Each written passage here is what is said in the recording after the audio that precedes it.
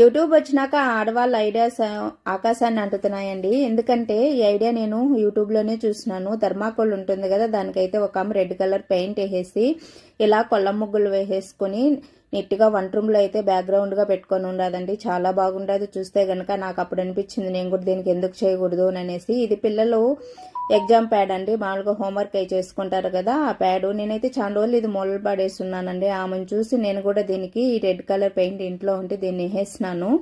1-2 సార్లు వేసినానండి. ఫస్ట్ ఒక కోటింగ్ వేసి కొద్దిసేపు ఒక 2 days బయట పెట్టేసి మళ్ళీ సెకండ్ కోటింగ్ వేసేసుకొని, నాకైతే ఈ ముగ్గులు రావులేండి బాబోయ్, అయితే నాకు తల తిరుగుతుంది ముగ్గులు వేయాలంటే. నేను వేరే మా ఫ్రెండ్ని పిలిపించి ఆమె దగ్గర అయితే ఈ కొల్ల ముగ్గులు అయితే వేపించుకున్నాను.